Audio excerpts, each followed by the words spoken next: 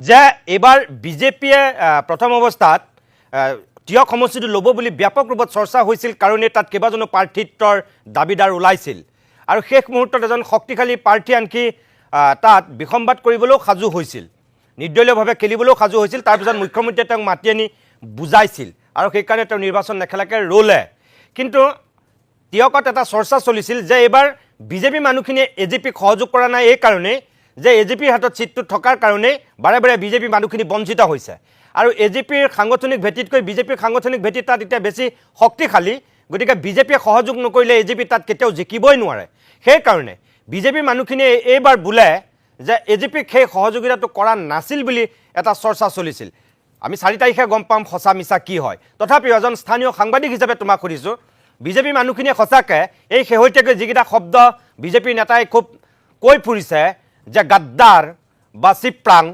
সঁচাকৈ পৰিলে নেকি তাত এবাৰ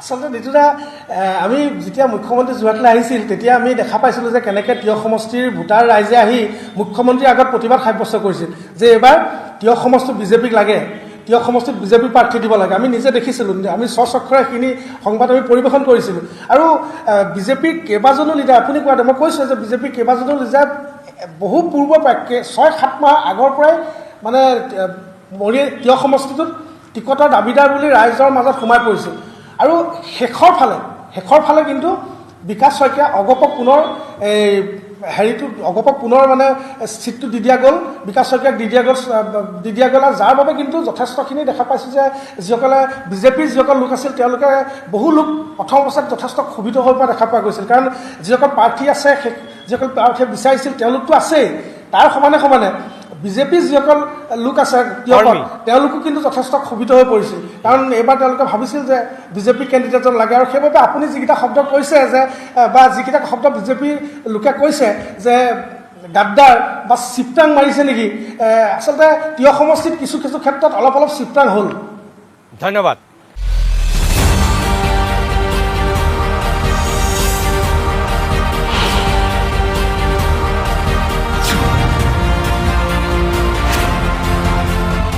মই প্ৰিয়ংকাৰ কাষলৈ আহিছোঁ পোনে প্ৰিয়ংকা কিছু সময়ৰ পিছত এক্সিট পোল সদৰি হ'ব যিহেতু এখেতসকলে ক'লে নিজা নিজা দৃষ্টিভংগীৰে আপোনাৰ মতে কি হ'ব চাওক নিতুমণি দা আমি সকলোৱে এইবাৰ আমাৰ বিশ্বাস আছে যে অসমৰ ৰাইজে এইবাৰ উন্নয়নৰ হকে ভোটদান কৰিছে আৰু উন্নয়নৰ হকে যদি ভোটদান কৰা বুলি আমি ভাবোঁ তেন্তেতো নিশ্চিতভাৱে ভাৰতীয় জনতা পাৰ্টি চৰকাৰৰ হকে ভোটদান কৰা বুলি আমাৰ আশা আছে আমাৰ NDA মিত্ৰজোঁটৰ হকে সেইকাৰণে আমি সম্পূৰ্ণ আশা আছে যে 4 তাৰিখে যিহেতু ৰিজাল্ট ডিক্লেয়াৰ হ'বই আৰু বৰ বেছি দিন নাই আমি এইবাৰ 100খনতকৈ অধিক চিট লৈ আমি চৰকাৰ গঠন কৰিব পাৰিম বুলি আমাৰ সম্পূৰ্ণ আশা আছে কাৰণ উন্নয়ন চালে ভাৰতীয় জনতা পাৰ্টিৰ দিনত চাৰিওফালে উন্নয়ন কেনেধৰণে দ্ৰুতগতিত হৈছে সেইটো আমি সকলোৱে নিজ চকুই দেখা পাইছোঁ আজি যিটো পাৰ্চেণ্টেজ বৃদ্ধি হ'ল আপুনি ক'ব বিচাৰিছে সেই বৃদ্ধি হোৱা পাৰ্চেণ্টেজটো সম্পূৰ্ণৰূপে উন্নয়ন কেন্দ্ৰিক হৈছে হয় পাৰ্চেণ্টেজ বৃদ্ধি হৈছে আৰু আজিকালি কি হৈছে ৰাইজ সচেতন হৈছে নিজৰ গণতান্ত্ৰিক অধিকাৰটো এক্সাৰচাইজ কৰা হৈছে সেইটো খুব ভাল কথা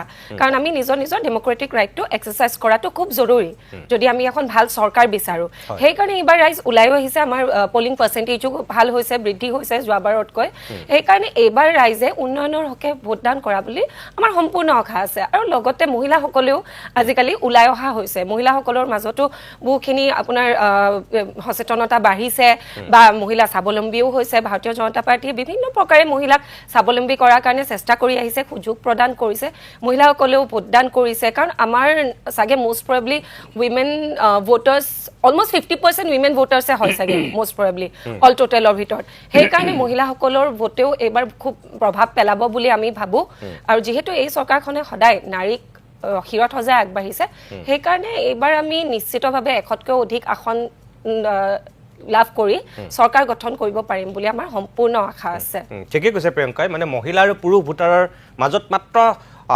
6000 ভোটৰ পাৰ্থক্য আছে মোটামুটি কিন্তু মহিলাৰ ভোটাধিকাৰ 1% পুৰুষতকৈ বেছি হৈছে এইবাৰ পলিং আৰু না সেইটোকে ক'লো পুলিং পাৰ্চেণ্টেজ বৃদ্ধি হৈছে আৰু যদি আমি চাওঁ তেনেহ'লে যে আমি দেখিম যে 1,25,00,000 22,593 গৰাকীৰ বিপৰীতে 1,25,31,552 গৰাকী হয়, পুৰুষ ভোটাৰ মহিলাৰ ভোটাৰটো এবাৰ ইনক্ৰিজ হৈছে আমাৰ লাষ্ট ইলেকশ্যনৰ যোনটো ৰেট আছিলে তাতকৈ এইবাৰ আমাৰ ইনক্ৰিজ হৈছে আৰু লগতে ভোটদান কৰাৰ সময়ত মানুহে কম্পেৰিজনো কৰে যে কাৰণ কংগ্ৰেছৰ চৰকাৰো ৰাইজে ইয়াতে 50 বছৰতকৈও অধিক কাল কংগ্ৰেছে ইয়াতে শাসনকাল চলাইছে সেইকাৰণে কংগ্ৰেছৰ দিনত মানুহে কি পাইছিলে বা কংগ্ৰেছৰ দিনত ডেভেলপমেণ্টছ কেনেধৰণৰ আছিলে আৰু ভাৰতীয় জনতা পাৰ্টি চৰকাৰৰ 10 বছৰতে কেনেধৰণৰ ডেভেলপমেণ্ট হৈছে সেই সকলোখিনি বিষয় কিন্তু মানুহে কম্পেয়াৰ কৰিছে ভোটটো দিয়াৰ আগতে আমি যিমানেই নকওঁ অসমৰ ৰাইজ খুব সচেতন হয় আৰু বিবেকেৰে কাম কৰে সো ডেভেলপমেণ্ট হওক বা এডুকেশ্যন সেক্টৰ হওক মেডিকেল সেক্টৰ হওক ইনফ্ৰাষ্ট্ৰাকচাৰ সেক্টৰ সকলো সেক্টৰতে যদি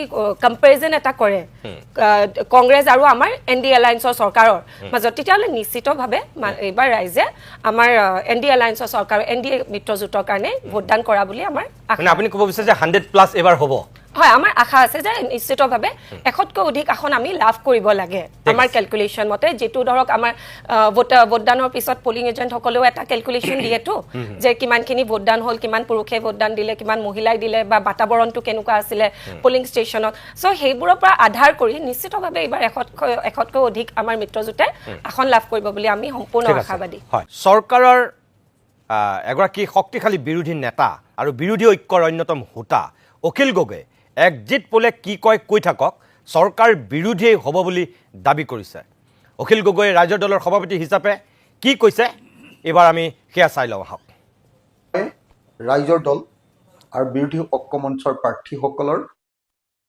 আৰু বিৰোধী ঐক্যমঞ্চৰ সকলো দলৰ কৰ্মীসকলক ধৈৰ্য ধৰি ষ্ট্ৰং ৰুম সুৰক্ষিত কৰি ৰাখিবৰ কাৰণে আহ্বান জনাইছো মই নিশ্চিত হৈ আছো ৰাইজৰ দল নিশ্চিত হৈ আছে যে 2026 চনৰ বিধানসভা নিৰ্বাচনত অসমৰ মানুহে পৰিৱৰ্তনৰ কাৰণে বিজেপি চৰকাৰ বদলাবৰ কাৰণে ভোটদান কৰিছে এবাৰ বিৰোধী ঐক্যমঞ্চই চৰকাৰ গঠন কৰিব এবাৰ ৰাইজৰ জয় হ'ব ৰাইজে বিজেপি চৰকাৰৰ যি তিতা কেহা পালে বিজেপি চৰকাৰৰ পৰা যি অত্যাচাৰ পালে বিজেপি চৰকাৰৰ পৰা যি দমন নিষ্পেষণ যি ধৰণৰ ভাবুকি পালে সেই সমস্ত দমন নিষ্পেষণ অত্যাচাৰ সকলোকে নাইকিয়া কৰিবৰ কাৰণে এবাৰ 2026 চনৰ বিধানসভা নিৰ্বাচনত অসম ৰাখি ৰাইজে ঐক্যবদ্ধভাৱে এবাৰ বিৰোধী ঐক্যমঞ্চৰ বিৰোধী দলবিলাকৰ পক্ষত ভোটদান কৰিছে সেইকাৰণে এক্সিট পোলে যিয়ে নকক লাগিলে এক্সিট পোলবিলাকে সাধাৰণতে চৰকাৰী পক্ষত কথা কয় সেইকাৰণে চেম্পল চাৰ্ভে যিয়ে নকক লাগিলে হেতুকে একেবাৰে শুদ্ধ বুলি ভাবি থকাটো এটা অবিজ্ঞানসন্মত কথা মই ভাবো মোৰ গোটেই জীৱনৰ দীঘলীয়া আন্দোলনৰ জনতাৰ লগত থকা সম্পৰ্কৰ পৰা মই এবাৰ আপোনালোকক ক'ব পাৰো যে 2026 চনৰ বিধানসভা নিৰ্বাচনত অসমৰ ৰাইজে 2016 চনৰ বিধানসভা নিৰ্বাচনৰ দৰে পৰিৱৰ্তনৰ কাৰণে ভোটদান কৰিছে এই মুহূৰ্তত এক্সিট পোলৰ ৰিজাল্ট দেখি কোনো বিৰোধী পক্ষৰ মানুহে সেয়া ৰাইজৰ দলে হওক সেয়া কংগ্ৰেছেই হওক সেয়া জাতীয় পৰিষদে হওক সেয়া APHLCয়ে হওক সেয়া বামপন্থী দলবিলাকে হওক কোনেও যাতে কেতিয়াও বিতত নহয় ভয় নাখায় ধৈৰ্যচ্যুতি নঘটায় তাৰ কাৰণে মই আহ্বান জনাইছো এতিয়া আমাৰ সকলোৰে দায়িত্ব হ'ল আমাৰ ষ্ট্ৰং ৰুমবিলাক সুৰক্ষিত কৰি ৰখা আৰু মই নিশ্চয়তা প্ৰদান কৰিছো যে এবাৰ ৰাইজৰ দৰে হ'ব বিজেপি চৰকাৰ পৰাভূত হ'ব চৰকাৰ পৰিৱৰ্তন হ'ব আৰু বিৰোধী ঐক্যমঞ্চৰ চৰকাৰ হ'ব আৰু আমি পৰিৱৰ্তনৰ সোৱাদ অসমৰ ৰাইজক দিব পাৰিম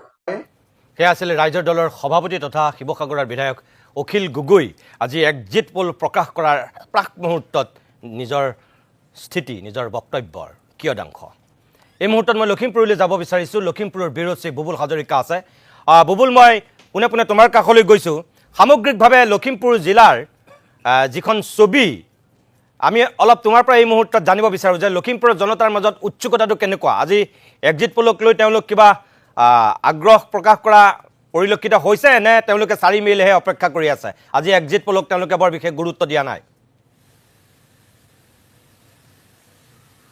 নহয়, এটা কথা উল্লেখ কৰিব লাগিব যে এই নিৰ্বাচনটো এটা অতি গুৰুত্বপূৰ্ণ নিৰ্বাচন হিচাপে ধৰা দিছে, কাৰণ এইটো সৰব চৰ্চা চলিছে যে নিৰ্বাচনটোত এটা ভিতৰুৱা ফুট, এটা যিটো আণ্ডাৰ কাৰেণ্ট বুলি কয়, তেনেকুৱা ধৰণৰ এটা কথা এইবাৰ নিৰ্বাচনটোত আছে বুলি সকলোৱে কয়। আমি ব্যক্তিগতভাৱে 2006 চনৰ পৰা বিধানসভা নিৰ্বাচনৰ বাতৰি কৰি আহিছোঁ, কিন্তু নিজেও দেখিছোঁ যে এইবাৰ নিৰ্বাচনটো অকণমান ইয়াৰ গতিসূত্ৰ অকণমান বেলেগ ধৰণৰ। ৰাইজে কেনেধৰণে ভোট দিছে কি কথা সেইটো ক'ব পৰা নাযায়।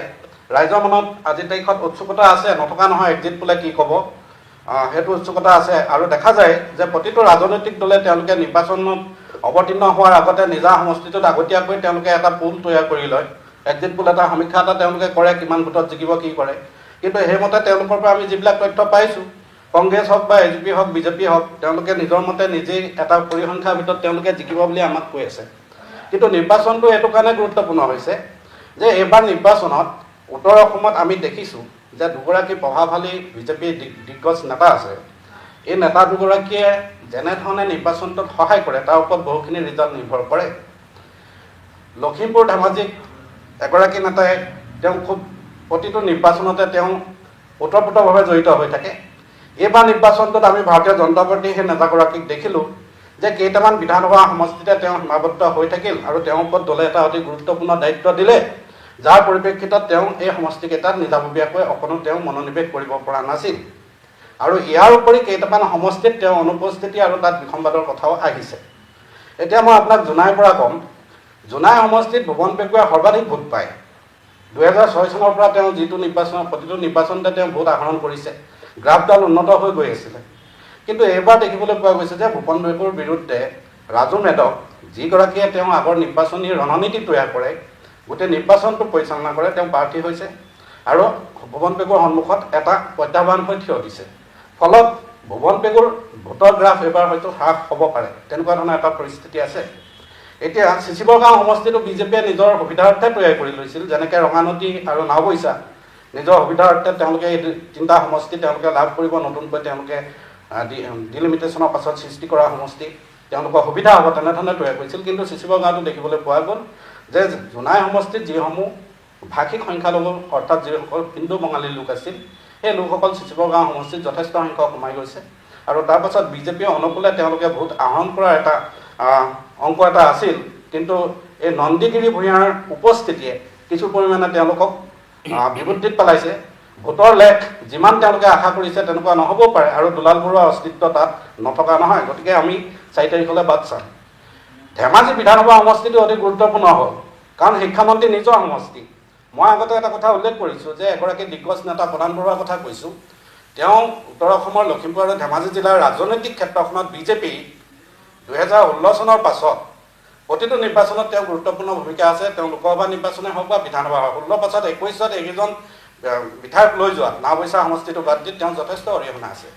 ৰণোজ পেগুৱে বিজেপি চিম্বল লৈ তেওঁ বিধানসভা নিৰ্বাচনত অৱতীৰ্ণ হৈছিল যদিও প্ৰধান বৰুৱা বেগফুটত প্ৰধান বৰুৱাই গোটেইখিনি পৰিচালনা কৰি আছিল। এইবাৰ ধেমাজি বিধানসভা সমষ্টিত শিক্ষামন্ত্ৰী নিজৰ সমষ্টি যদিও তাত কিন্তু প্ৰত্যাহ্বান আছে। কংগ্ৰেছ প্ৰাৰ্থীগৰাকীয়ে প্ৰত্যাহ্বানৰ সৃষ্টি কৰিছে। তেওঁ ভোট যেনেধৰণে আহৰণ কৰিব লাগে বিজেপিগৰাকীয়ে, শিক্ষামন্ত্ৰীয়ে ৰণোজ পেগুৱে তেনেধৰণৰ ভোট হয়তো তেওঁ নাপাব। কিন্তু সোণোৱাল সোণোৱালৰ এটা দুৰ্বলতা আছে যে 6 মাহলৈকে তেওঁ সেই সমষ্টিটোত তেওঁ নাথাকে। নিৰ্বাচনৰ 6 মাহৰ পৰা তেওঁ কুচকাৱাজ নকৰে। যেতিয়া প্ৰাৰ্থিত্ব পায় তাৰ কেইদিনমানৰ আগৰ পৰা তেওঁ কুচকাৱাজ হয়, আৰু নিৰ্বাচন হোৱাৰ 2 দিনমানৰ পাছৰ পৰা তেওঁ শক্তিটো লাহে লাহে কমি আহে বুলি এটা চৰ্চা হৈ আছে। গতিকে 4 তাৰিখে আমি ৰিজাল্টটো পাম। ঠিক তেনেধৰণে লখিমপুৰ সমষ্টিৰ কথা ক'লোঁ। ডিলিমিটেশ্যনৰ পাছত সমষ্টিটো নেশ্যনেল 15 নম্বৰ ৰাষ্ট্ৰীয় ঘাইপথৰ সমান্তৰালভাৱে এটা সমষ্টি, খুব আৰবান সমষ্টি বুলি ক'ব লাগিব। ৰাষ্ট্ৰীয় ঘাইপথ, চাল চলন, যোগাযোগ সকলোখিনি ভালকৈ এই সমষ্টিটো তৈয়াৰ হ'ল। কিন্তু ইয়াত দেখিবলৈ পোৱা গৈছে যে মানৱ ডেকাৰ উন্নয়ন এটা ইছ্যু হিচাপে লৈছে, আৰু ঘনবুঢ়াগোহাঁই প্ৰাক্তন বিধায়ক, তেওঁ অভিজ্ঞ নিৰ্বাচন খেলা, 3বাৰকৈ নিৰ্বাচন খেলিলে এইবাৰ সৈতে অভিজ্ঞ। কিন্তু দেখা গ'ল যে কংগ্ৰেছ প্ৰাৰ্থীগৰাকী হৈ তেনেধৰণে নিৰ্বাচনী প্ৰচাৰ চলাবলৈ হাইপথাৰ কোনো নাছিল, তেওঁ নিজেই প্ৰচাৰ এটা চলাই আছিল। গতিকে তেওঁলোকে যিটো ভাবিছে যে সাংঘাতিক ধৰণৰ চেঞ্জৰ কাৰণে এটা ভোট দিছে, কিন্তু তেনেকুৱা ধৰণৰ পৰিৱেশটো আমি 2016 চনত যিটো দেখিছিলোঁ এইবাৰ তেনেকুৱা ধৰণৰ এটা পৰিৱেশ দেখা নাই। আমি ৰিজাল্টলৈ অপেক্ষা কৰিম।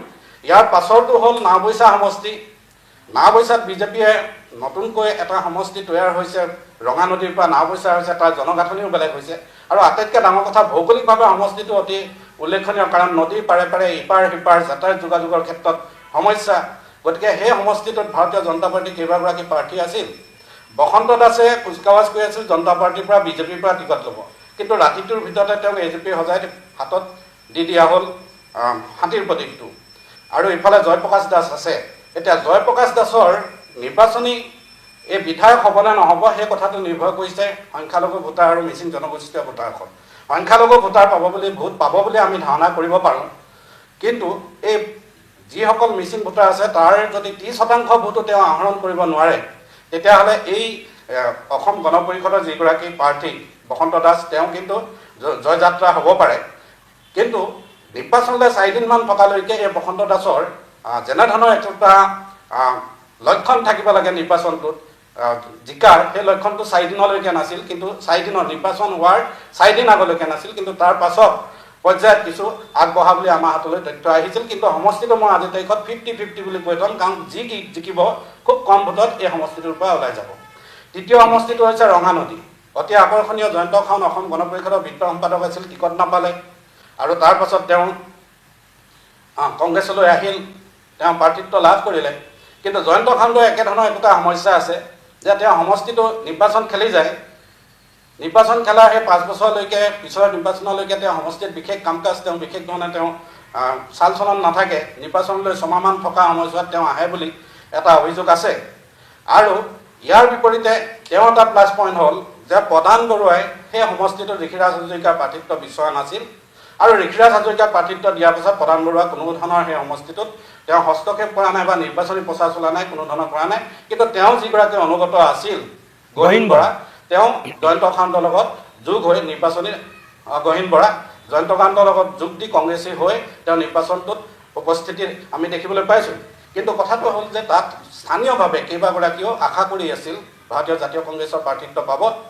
এই যিকেইজনে আশা কৰিছিল অকল এজন প্ৰাৰ্থিত্ব প্ৰত্যাশীৰ বাদে বাকীসকল কিন্তু নীৰৱে বহি দিছিল নিৰ্বাচনটোত। আৰু ভাৰতীয় জনতা পাৰ্টীয়ে দাবী কৰে, ঋষিৰাজ হাজৰিকাই দাবী কৰে যে তেওঁ 5 বছৰ দিন সেই সমষ্টিটোত কাম কৰি আছিলে। প্ৰতিখন গাঁৱত, প্ৰতিটো অনুষ্ঠানত, প্ৰতিগৰাকী দুখীয়া পৰিয়ালত তেওঁ অৰিহণা আছে, প্ৰত্যেককে ব্যক্তিগতভাৱে সহায় কৰিছে।